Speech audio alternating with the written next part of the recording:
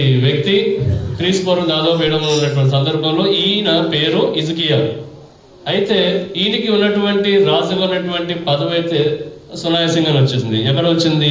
2వ దినవృత్తాంతంలో 28-27. ఆహాజు తన పితరులతో కూడా నిద్రించి యెరూషలేము పట్టణమందు పాతి పెట్టబడేను గాని ఇశ్రాయేలు రాజుల సమాధికి అతను తేబడలేదు. తర్వాత అతని కుమారుడైన హిజ్కియా అతనికి బదులుగా రాజాయేను. ఆమేన్, హల్లెలూయా.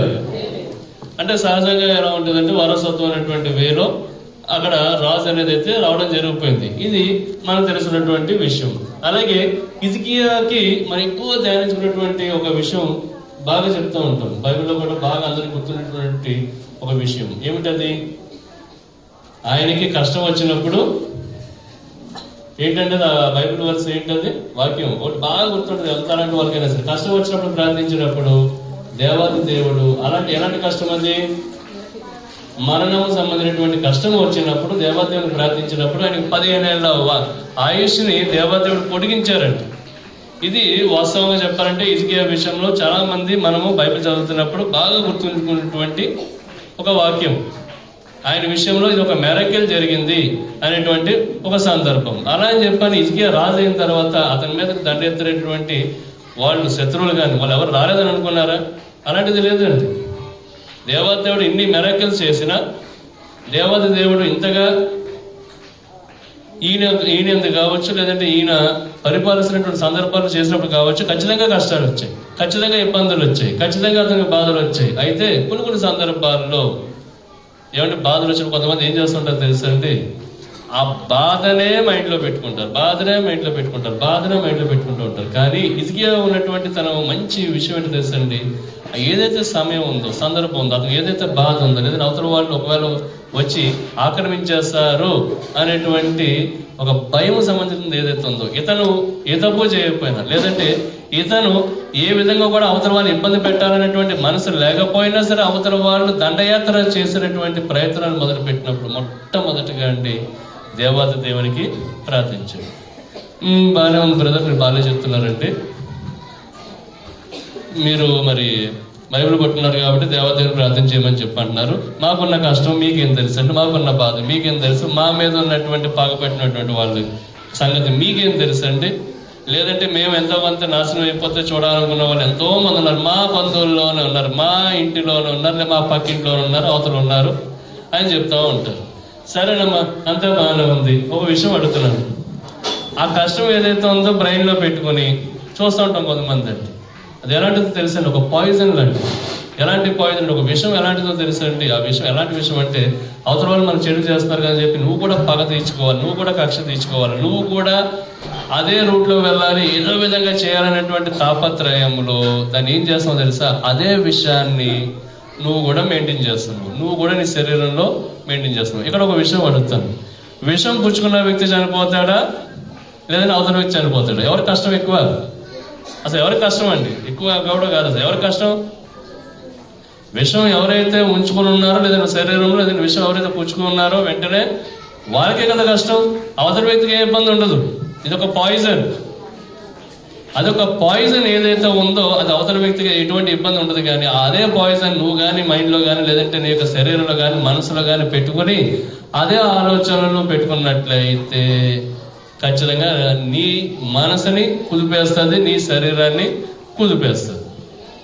మరి ఏం చేస్తామంటే మరి మర్చిపోలేకపోతున్నాం. మరి ఇక్కడ ఒక విషయం నేను చెప్తున్నాను. హిజ్కియాకి మీకు మొట్టమొదటిగా వచ్చినప్పుడు కూడా మీరు చూసుకున్నట్లయితే ఇక్కడ మనం చదివినటువంటి సందర్భాల్లో బాగానే వచ్చేసింది, రాజుగా వచ్చేసింది. కానీ ఇతనికి వచ్చినటువంటి మనం ధ్యానించుకున్నటువంటి వాక్యంలో చాలా కష్టాలు వచ్చాయి, చాలా ఇబ్బందులు వచ్చాయి, చాలా అవతల వారి నుంచి కావచ్చు, లేదంటే బహుశా ఇతను ఉన్నటువంటి వారిలోనే ఎంతో కొంత సహకరించే వారు కూడా ఉండవచ్చు కూడా. ఏముంది, అందరికి కూడా హిజ్కియా ఇష్టపడాలని చెప్పి లేదు కదా. అలాంటి సందర్భంలో కూడా నండి ఇతను ఏం చేస్తాడో తెలుసండి? మొట్టమొదట అండి ప్రిఫరెన్స్ ఏం చేయగలుగుతాడు? మామూలుగా ఇతనండి మామూలుగా ఎవరికైనా సరే కష్టం ఉంటుంది, లేదంటే ఎవరో కొద్దిగా బాగా నచ్చట్లేదు, లేదంటే ఏదో ఒక ఇబ్బంది ఉంది, లేదంటే నీకు ఉన్నటువంటి వ్యాపారంలోనో లేదంటే ఎవరైనా సరే పార్ట్నర్ నేను మోసం చేశారు. మోసం చేసినప్పుడు ఎప్పుడైతే నిన్ను మోసం చేశారో, మోసం చేసినప్పుడు ఖచ్చితంగా నన్ను ఇలాగ మోసం చేశారో, నన్ను ఇలాగ మోసం చేశారో అని చెప్పి బాధపడుతున్నాం. బాధపడుతూ ఉన్నటువంటి సందర్భంలో ఆ బాధను దిగమింగుతూ మొట్టమొదటిగా క్షీణించినటువంటి దశకి ఎవరు చేస్తారు? ఆ పాయిజన్ ఏది? సరే అంతా బాగా బ్రదర్, మరి ఎలా మర్చిపోవాలి? నీకు ఎవరో మొత్తం మీద దగ్గర ఉంటే అన్యాయం చేస్తున్నారు, అసలు నువ్వు వద్దు అనుకున్న సరే బ్రదర్ అంతా బాగానే ఉంది, మీరు ఏదో చెప్తున్నారు కాబట్టి దాన్ని పక్కన పెడతాను. పక్కన పెట్టినా సరే నన్ను అదే విధంగా ఇబ్బంది పెడుతున్నారు, నన్ను అదే విధంగా హింసకు గురి చేస్తున్నారు, లేదా అదే విధంగా ఏదో విధంగా నన్ను బాధ పెడుతున్నారు అనేటువంటి సందర్భం ఉన్నట్లయితే ఇక్కడ ఉన్నటువంటి హిజ్కియా విషయంలో కూడా నుండి అతను ఎవరి మీద కూడా దండయాత్ర చేయాలనే ఉద్దేశం లేకపోయినా కూడా అతని మీద కావచ్చు, అతను ఉన్నటువంటి రాజ్యం మీద కావచ్చు, అస్తమానం కూడా దండయాత్ర చేయాలి, అస్తమానం కూడా ఏదో విధంగా ఆక్రమించుకోవాలి, ఏదో విధంగా ఇబ్బంది పెట్టాలన్నటువంటి శత్రువులు అతని చుట్టూ కూడా ఉన్నారు. ఆయన యొక్క చుట్టూ కూడా ఉన్నారు, హిజ్కియా చుట్టూ ఉన్నారు. ఈ రోజు నీకు ఉన్నటువంటి శత్రువులు నీ ఇంట్లో ఉండొచ్చు, నీ ఇంటి బయట ఉండొచ్చు, లేదా నీ పక్కన ఉండొచ్చు. నువ్వు ఎవరికైతే ఉపకారం చేసావో నీ ద్వారా ఉపకారం పొందినటువంటి వారే నీకు అపకారం చేసినటువంటి పరిస్థితుల్లో కూడా నీ నెత్తి మీద ఉండొచ్చు. కనీసం విశ్వాసం లేకుండా, నీ ద్వారా లబ్ధి పొందారు కదా అనేటువంటి కనీస విశ్వాసం లేకుండా, కనీసము స్పృహ లేనటువంటి, ఇంగిత జ్ఞానం లేనటువంటి వారు బహుశా ఉండొచ్చేమో. ఇక్కడ హిజ్కియా విషయంలో కూడా నండి మనం అదే చూస్తున్నాం. హిజ్కియా విషయంలో నుండి గొప్ప రాజుగా అతను వాస్తవంగా అతను ముందుకు వెళ్ళాలనే ఉద్దేశం ఉన్నా కూడా నండి చుట్టుపక్కల ఉన్నటువంటి శత్రువులు కావచ్చు, చుట్టుపక్కల మొత్తం రాజ్యంలో ఉన్నటువంటి వాళ్ళు కావచ్చు, లేదంటే బహుశా రాజ్యం బయట ఉన్నటువంటి వారు కూడా నండి ప్రశాంతంగా ఇతను రూల్ చేద్దామనేటువంటి ఉద్దేశం ఉన్నా కూడా ఎంతో కొంత కుదిపేసే ప్రయత్నం వాళ్ళు చేశారండి. మరి బాగానే ఉందండి, అంతా బాగానే ఉంది. మరి దీన్ని ఎలా అవాయిడ్ చేయాలి?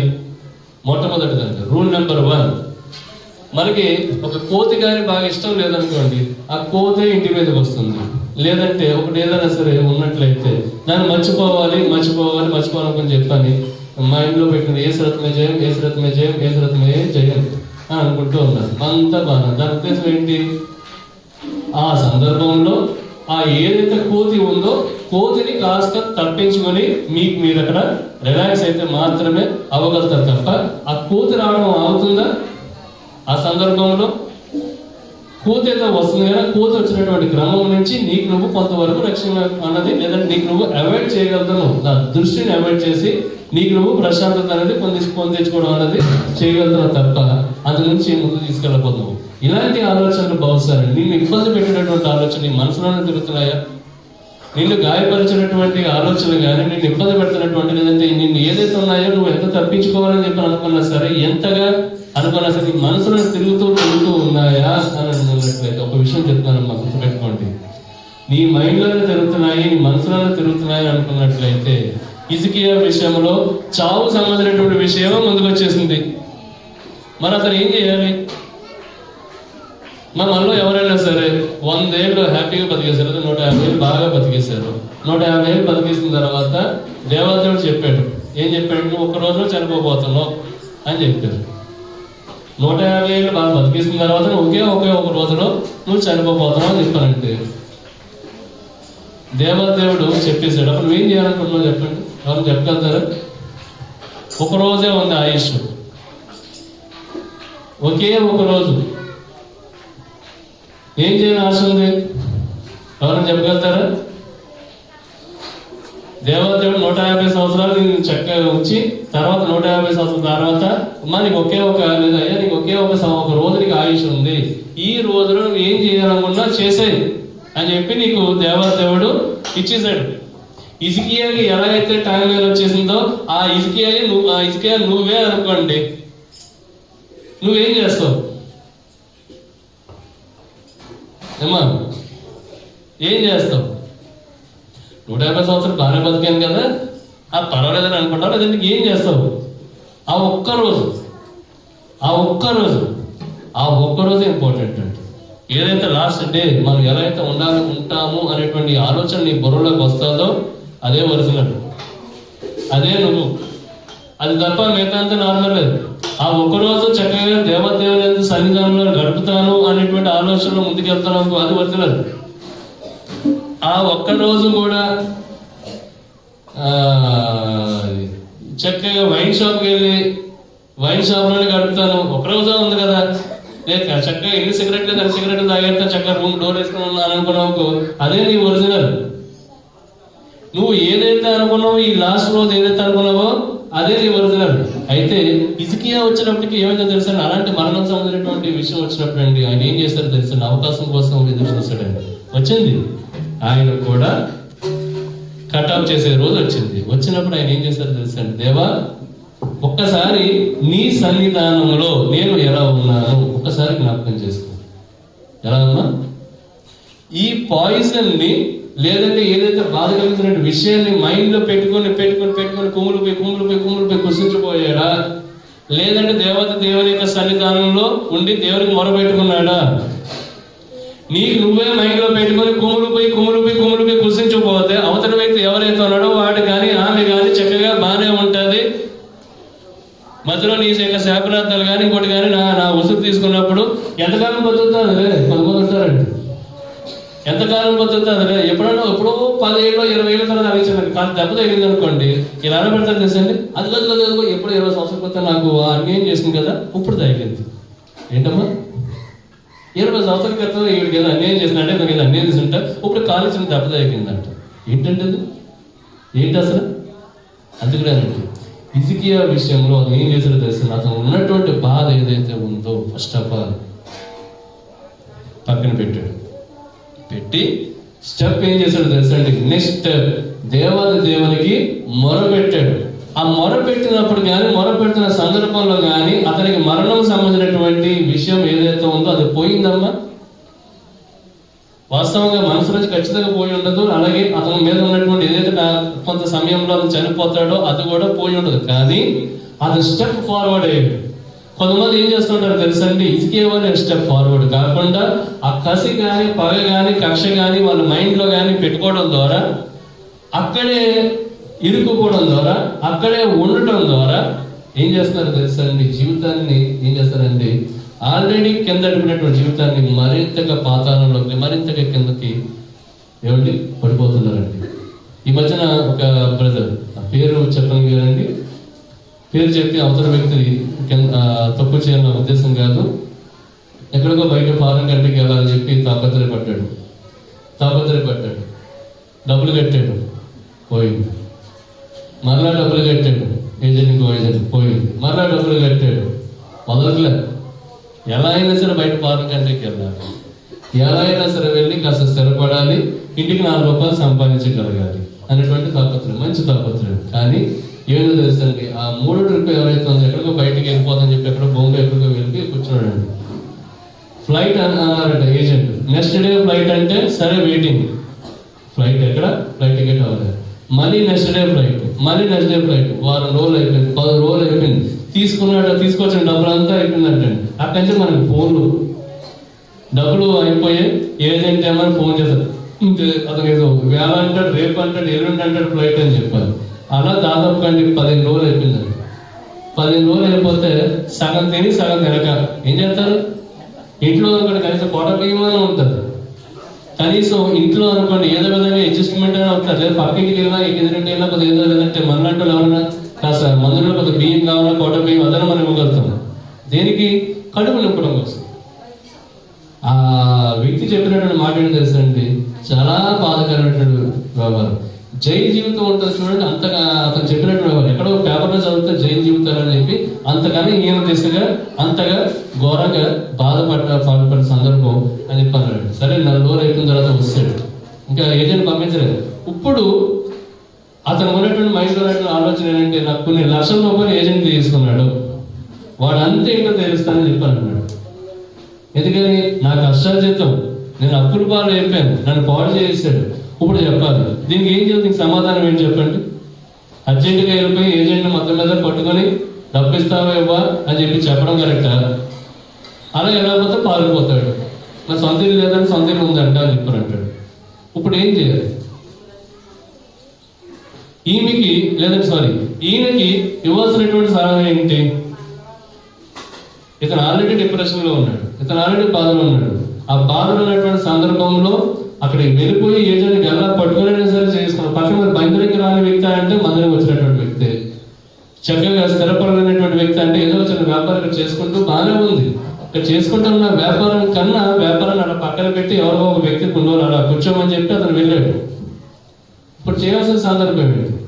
ఇమ్మీడియట్గా వెళ్ళిపోయాడు అనుకోండి, ఏజెంట్కి వెళ్ళిపోయాడు. ఏజెంట్ దగ్గరికి వెళ్ళిపోయిన తర్వాత తను కసి మీద కావచ్చు, కక్ష మీద కావచ్చు, గమ్మున ఏ చేసుకుని అటు చేసుకున్నా సందర్భం ఏమవుతుందంటే సివిల్ ఇష్యూ కాస్త క్రిమినల్ మ్యాటర్కి లేదా క్రిమినల్ ఇష్యూగా మారిపోతుంది. మరి ఇవ్వాల్సినటువంటి సలహా ఏంటి? ఎవరు చెప్పగలుగుతారు? పెద్దవారు మీరు చెప్పాలి. హిజ్కియా విషయంలో అయితే మనకి చిన్న హింట్ అండి. ఇక్కడ మీకు ఇంత కదా చెప్పాను, హిజ్కియా కూడా వచ్చిన కష్టంలో మీకు ఆల్రెడీ ఒక హింట్ వచ్చేసింది. అత్యంత పెద్ద కష్టం వచ్చినప్పుడు ఆ కష్టం మీద కాకుండా అతను బయటకు రాగలిగినటువంటిది ఏదైతే ఉందో దాని మీద ఫోకస్ పెట్టాడు. మీకు అర్థమైందా? హిజ్కియా విషయంలో మీకు ఒక హింట్ ఇచ్చాను. హిజ్కియా వచ్చినటువంటి కష్టంలో ఆ కష్టం మీద కాకుండా ఆ కష్టం నుంచి బయటకు ఎలా అయితే రాగలుగుతాడు అనేటువంటి విషయం మీద బయటకు వచ్చాడు. ఇప్పుడు మనం ఈ బ్రదర్కి ఎలాంటి సలహా ఇవ్వాలి? ఏమో అమ్మా రైట్, దేవునికి ప్రార్థన చేయాలి, ఆరాధించాలి. దేవుని ప్రార్థించాలి, ఆరాధించాలి. మన ఏజెంట్ తప్పకపోతే ఏంటమ్మా? రైట్, దాదాపు 70% కవర్ అయింది. ఏజెంట్ డబ్బులు ఇచ్చేసేలాగా ప్రార్థన చేయాలి. ఇంకా మా పెద్దవారు మీరు చెప్పాలి. మీ మనవడే అనుకోండి, అంతా బాగా. ఎందుకని ఎందుకు చెప్తున్నాను తెలుసండి? మన బైబిల్లో చదువుతున్నటువంటి వాక్యం ద్వారా మన జీవితాన్ని చక్కదిద్దుకోగలగాలి. అంతే తప్ప ఎప్పుడో క్రీస్తు పూర్వం 700 సందర్భంలో ఆయన ఇలాగ చేశారు అని చెప్పి కేవలం అది మాత్రం మన మైండ్ లో పెట్టుకుని మళ్ళీ 1 గంట టైం చూసిన తర్వాత పాస్టర్ గారి మతం అంతా వచ్చేసి చక్కగా ప్రార్థన చేయకపోతే ఏం ఉపయోగం? ఆయన ఏదైతే చేశాడో, ఆయన పొందుకున్నటువంటి కష్టంలో ఆయన వచ్చినటువంటి ఉపాయం ఏదైతే ఉందో ఆ ఉపాయాన్ని మన జీవితంలో కూడా మనం పెట్టుకోగలిగి మనం బయట రాగలిగితేనే కదమ్మా మనం చదువుతున్నటువంటి బైబిల్లో కావచ్చు వాళ్ళ జీవితాలు మన ఎంతవరకు అర్థం చేసుకున్నాం అనేటువంటి విషయము మనకు అర్థమయ్యేది. లేకపోతే ఒక ఆవిడ ఏంటంటే పెళ్ళి అయిన తర్వాత అమ్మాయిని అత్తగారింటికి పంపించింది. అత్తగారింటికి పంపించిన తర్వాత ఆమె 2 విషయాల్లో నెంబర్ 1 ఏంటో తెలుసండి? కూరల విషయంలో వాళ్ళ ఆయనకి కొత్త కూరలు వండటం విషయంలో ఈ ఇంటర్నెట్ లో యూట్యూబ్ లో ఎప్పుడు చూస్తూ ఉంటుందండి. ఆయన ఎప్పుడు అడిగినా సరే మీకోసమేనండి ఈ యూట్యూబ్ లో ఎన్ని వీడియోస్ చూస్తారు, కూర ఎంత బాగా వండాలో అని చెప్పాను. అందులో నెంబర్ 1 పాప ఆయన కోసం పరితపిస్తూ ఉంటుంది. కాకపోతే కూర వండిన తర్వాత ఆ రుచి మాత్రం ఫస్ట్ ఆ లైన్లో చూడమంటదట. ఆ లైన్ అప్పుడు 3-4 సార్లు చెప్పాడంట. ఏమిటికి ఎన్నిసార్లు చెప్పాను? నువ్వు తిని బాగుందని కూడా నాకు పెట్టాలి. అలా కాదండి, మీరు తిన్న తర్వాతే నేను తింటాను. ఏంటమ్మా? మీరు తిన్న తర్వాత నేను తింటాను. అందులో ఒక్కొక్కసారి మీ ఇంటర్నెట్ లో చదువులు కావచ్చు, లేదంటే ఇంటర్నెట్ లో సగం చదువుతారు, సగం మర్చిపోతారు. ఏమండి? కాస్త ఒక రోజు ఉప్పు వేయడం మర్చిపోయిందంట, ఒక రోజు కారం వేయడం మర్చిపోయిందంట, మొత్తం మీద ఇలా అయిపోయింది. దేనికి? ఏమైతే ఆమె చూసిందో పూర్తిగా ఆమె అర్థం చేసుకొని చేయాల్సిన పని ఆమె అక్కడ చేయలేకపోవటం వలన. అంతేనమ్మా? లేకపోతే కేవలం చూడటం వల్ల ఏం ఉపయోగం? మన బైబిల్లో కూడా మన బైబిల్లో ఏదైతే చదువుతున్నామో చదువుతున్నటువంటి వాక్యము మన జీవితంలో అవలంబించుకొని మన జీవితాన్ని చక్కదిద్దుకోగలిగేలాగా ఉండగలిగితే ఉపయోగం తప్ప ఉప్పు తక్కువ వేస్తే, కారం తక్కువ వేస్తే, ఇంకోటి వేస్తే ఏదో చేస్తున్నట్లయితే ఏం ఉపయోగం? ఈ అబ్బాయికి మనం ఇవ్వాల్సినటువంటి సలహా ఏంటి? మీరు చెప్పాలి. మీ మనవడే అనుకోండి, మీ అబ్బాయి అనుకోండి, చెప్పండి. ఈ నిజంగా ఎలా ఉన్నాడంటే కత్తి ఉంటే కత్తి ఏదో పొజిషన్లో ఉన్నాడు. అందరూ మళ్ళీ మామూలుగానే ఉంటారు. ఎందుకనంటే నా జీవితం పాడైపోయింది అని చెప్పాను. మేము ఒకటే చెప్పేవాడు. రమణమ్మ గారు కొంతవరకు కవర్ చేస్తారు 70%. ఎస్, ఖచ్చితంగా దేవాలయాన్ని ప్రార్థించాలి. ప్రార్థన చేయడం ద్వారా ముందు ఆ 4 రోజులు ఏదో ఎక్కడి నుంచి భూమి నుంచి ఎక్కడి నుంచి వచ్చేసాడో ముందు కొంత ఒత్తిడి తగ్గుతుంది. ఎందుకంటే ఆ యొక్క ఏజెంట్ మీద అతనికి మించినటువంటి కక్ష పెట్టుకున్నాడు. లాస్ట్ ఎలా ఉందంటే ఎక్కడ ఏం దొరుకుతుంది అంటే పరిస్థితి నాకు అవసరం ఏమైతుందో బయట చెప్పుకున్నాడు కానీ ఎవరినైనా కానీ డబ్బులు అయితే అడిగి మొత్తం ఏదో చేసి ఉండొచ్చు అక్కడ. ఆ పరిస్థితిని నాకు ఇంత దీన పరిస్థితి నువ్వే కారణం అని చెప్పాననేటువంటి పరిస్థితి నుంచి ముందు బయటికి రావాలి. కాబట్టి మా ముందు ప్రేయర్లో ఉండండి, ఫస్ట్ పాయింట్. రెండోది ఏం చెప్పామో తెలుసంటే అతను ఏదైతే ఇప్పుడు వ్యాపారం అని చెప్పి వదులుకొని బయటికి వెళ్ళిపోయాడో ముందు ఆ వ్యాపారాన్ని ముందు 4 రోజులు, వారం రోజులు, 10 రోజులు ముందు స్థిరపరచు. నీ వ్యాపారాన్ని ఎవరికో చెప్పావు, ముందు ఆ వ్యాపారంలో ముందుకు నువ్వు కూర్చో. ముందు నువ్వు కూర్చుని ఆ వ్యాపారం చేత స్థిరపరిచి దాన్ని మళ్ళీ రన్నింగ్ లోకి చేయి. మరి ఈ లోపల ఏజెంట్ పారిపోతే వాడెక్కడ పారిపోతాడు? సొంత ఇల్లు అన్నో అన్నీ ఉన్నాయని చెప్పానన్నో, అన్నీ ఉన్నవాడే కదా. ఇప్పుడు కూడా నీతో ఫోన్లో నీతో ఫోన్లో బాగానే మాట్లాడుతున్నాడు, ఇంకా ఏదో చెప్తున్నాను. కాబట్టి ఫస్ట్ నీకు నువ్వు సరి చేసుకో. కొత్త రన్నింగ్ అయిన తర్వాత వాడిని వదలమని కాదు అక్కడ తన ఉద్దేశం. ఖచ్చితంగా వెళ్ళాలి, తనకు జరిగినటువంటి అన్యాయంగా ఖచ్చితంగా తను ప్రశ్నించాలి, తన డబ్బులు ఖచ్చితంగా తను తెచ్చుకోవాలి. అయితే అక్కడ ఉన్నటువంటి సందర్భం ఏముందో తెలుసండి, హిజ్కియా వలె కేవలం చనిపోతాను అనేటువంటి సందర్భం మీద కాకుండా అతను దేవునికి మొట్టమొదటిగా మొరపెట్టిన సందర్భం ఏంటో తెలుసండి, ఎదుగుదల కోసం మొదలుపెట్టుకున్నాడు. అక్కడి నుంచి తను ఇంకా చేయాల్సిన పనుల కోసం, తన బాధ్యతల కోసం తను మొరపెట్టుకున్నాడు. ఆ మొరకి హిజ్కియా ఏం చెప్పాడో తెలుసండి, దాని ఆధారం ఏంటో తెలుసండి. ఈ బిల్డింగ్ కి ఆధారం ఏంటి? ఇదిగోండి ఆ స్తంభాలు. ఈ బిల్డింగ్ ఉన్నటువంటి స్తంభాలు దీనికి ఆధారం. స్తంభాలు కింద నుంచి ఉన్నాయి. హిజ్కియా ఉన్నటువంటి ఆధారం ఏంటో తెలుసమ్మా? హిజ్కియా ఉన్నటువంటి స్తంభాలు కూడా ఉన్నాయి. ఏంటో తెలుసా? గత చరిత్ర, పాస్ట్ హిస్టరీ. నేను నీ యొక్క సన్నిధానంలో ఎలా ఉన్నాను, నేను నీ యందు ఎలా ఉన్నాను, నేను నీకు ఏ విధంగా నేను సేవ చేశాను, లేదా నీ యందు నేను ఏ విధంగా ఒక్కసారి జ్ఞాపకం చేసుకో అని ఆ మాట అన్నప్పుడు అండి దేవునికి బహు ఇంపుగా ఉందండి, బహు ఇంపుగా ఉందండి. అంతసేపు కూడానండి నేను స్టార్టింగ్ వాళ్ళ కోసం చెప్పట్లేదు, కాస్త కోస్త దేవుని కోసం తెలిసినటువంటి వాళ్ళు కావచ్చు, లేదా మందిరం వచ్చినటువంటి వాళ్ళ కోసం కావచ్చు, ఎంతసేపు కూడా నాకు అవి ఇవి ఇది ఇవి అని కాకుండా, నాకు వరద వచ్చినా నేను వచ్చానా లేదా, వర్షం వచ్చినా సరే నేను ఈ మందిరంగా వచ్చానా లేదా, ఏదైనా సరే కనీసం నలుగురైనా సరే తీసుకురాగలిగేనా లేదా, నీ యొక్క సన్నిధానంలో తీసుకురావచ్చానా లేదా, నా పని నేను ఆరోగ్యం ఉంచినట్లయితే, మరింతగా ఆరోగ్యం ఉంచినట్లయితే, మరింతగా నన్ను ఇలా చేసినట్లయితే, లేకపోతే నన్ను ఏజెంట్ మోసం చేసినా కూడా ఇప్పుడు నన్ను కాస్త నిలబెట్టినట్లయితే, ఇంతకుముందు ఎలా అయితే నేను సేవ చేశాను అంతగానే చేయగలుగుతాను కదా, అలాగే ఏజెంట్ నుంచి రావాల్సిన డబ్బులు కూడా నాకు ఇచ్చినట్లయితే మరలా నేను ముందుకి సేవలో వాడపడగలుగుతాను కదా అనేటువంటి ప్రార్థన ఏదైతే ఉందో తెలుసారండి, ఆ ప్రార్థన దేవునికి బహింపుగా ఉంటుంది.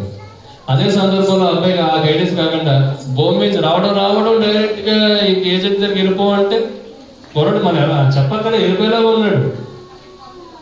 అయితే వాడు లేదంటే నేను ఈ రోజు ఎవడో ఒక్కడే ఉంటాడు. ఈ పాయిజన్ అండి, పాయిజన్ ఇది విషం. ఏదైతే నువ్వు పెట్టుకుని ఉన్నావో ఈ విషాన్ని నువ్వు మైండ్ లో పెట్టుకున్నట్లయితే ఏం చేస్తా తెలుసా? ముందు నీ శరీరం మీద ప్రభావం చూపిస్తుంది. బీపీ లెవెల్స్ పెరిగిపోయేలాగా, షుగర్ లెవెల్స్ పెరిగిపోయేలాగా, నీ యొక్క ఆలోచనని అన్స్టేబుల్ చేసి పడేస్తుంది. మైండ్ లో పెట్టుకోమాకండి.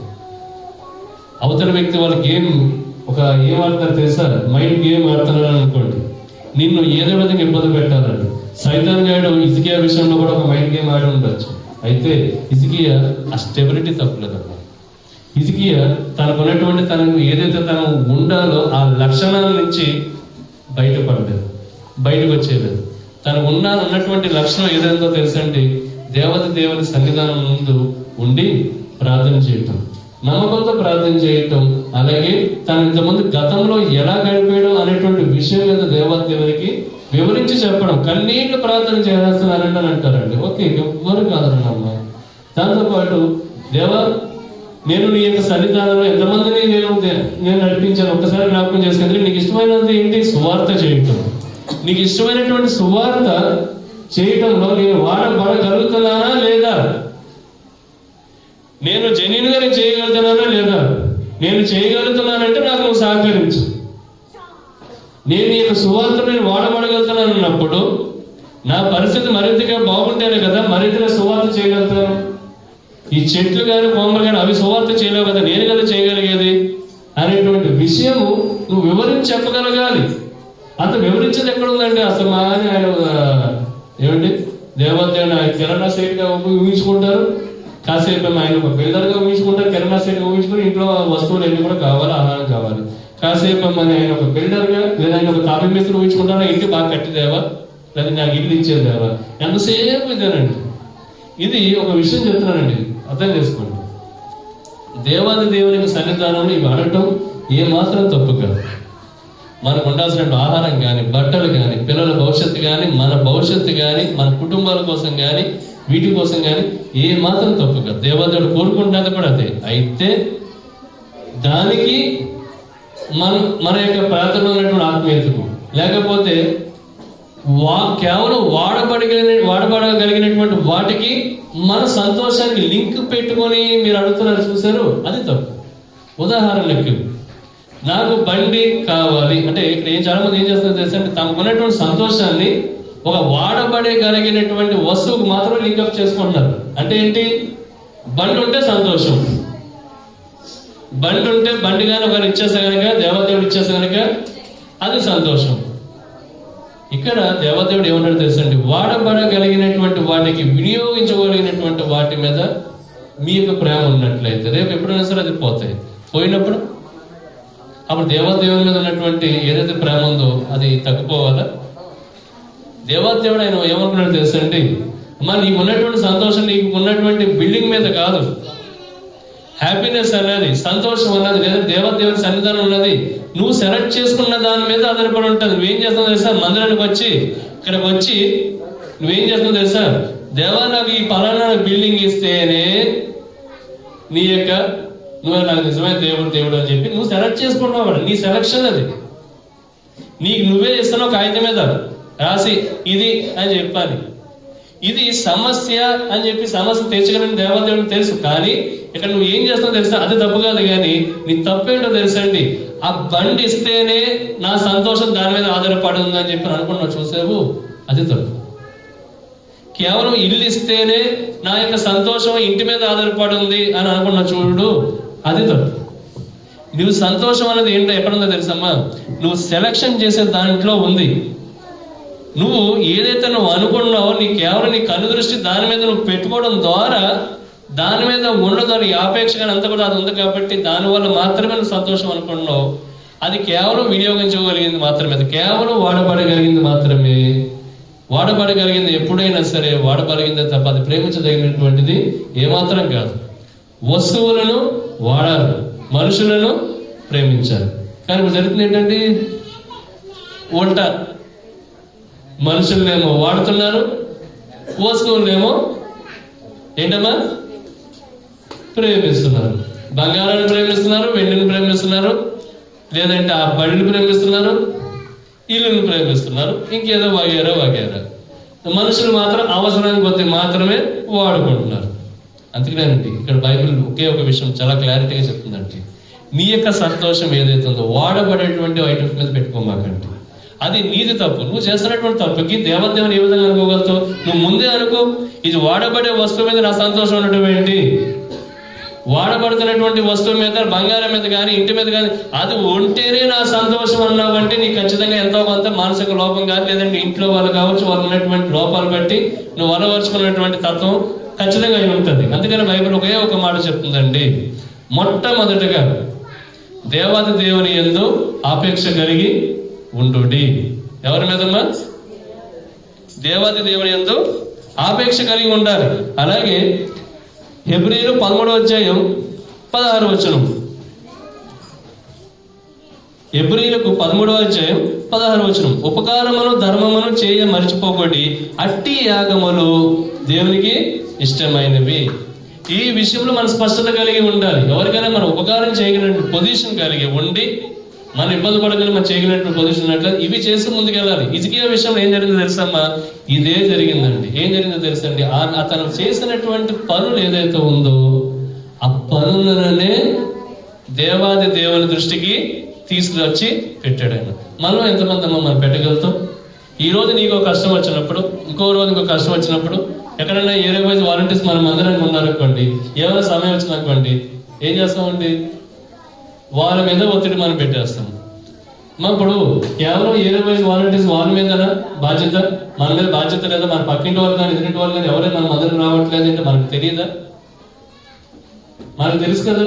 కానీ కొంతమంది ఏమనుకుంటారు తెలుసా, నాది కాదులే అనేటువంటి విషయం. ఇక్కడ ప్రతి విషయం కూడా అమ్మా హిజ్కియా వాళ్ళే మనం ప్రార్థన చేసినప్పుడు, హిజ్కియా వాళ్ళే మన కష్టం వచ్చినప్పుడు, దేవదేవుని సన్నిధానం మనం ఉన్నప్పుడు దేవదేవుడు గుర్తు చేసుకోగలగాలమ్మా. ఏంటి గుర్తు చేసుకో తెలుసా, నీలో నువ్వు చేసినటువంటి ఉపకారములు కావచ్చు, నువ్వు చేసినటువంటి మంచి పనులు కావచ్చు, పక్క వాళ్ళు కాదు, ఎదురింటి వాళ్ళు కాదు, ఇంకొకరు కాదు, కొంతమంది ఉంటారు ఏదో విధంగా తీర్పు తెచ్చాలి, అవతల వ్యక్తిని ఇబ్బంది పెట్టాలి. వాళ్ళకి కదమ్మా మనం చేయాల్సింది, దేవాది దేవుని సన్నిధానములో మనం ఎలా ఉన్నామో అనేటువంటి సందర్భం దేవాది దేవుడు ఆయనే తీర్పు తెచ్చగలగాలి. అలాంటి తీర్పు తెచ్చే విధంగా మన జీవితం ఉండాలి. ఈ వాక్యం మన దేవదేవుడు దీవించును గాక. ఆమేన్. హల్లెలూయా.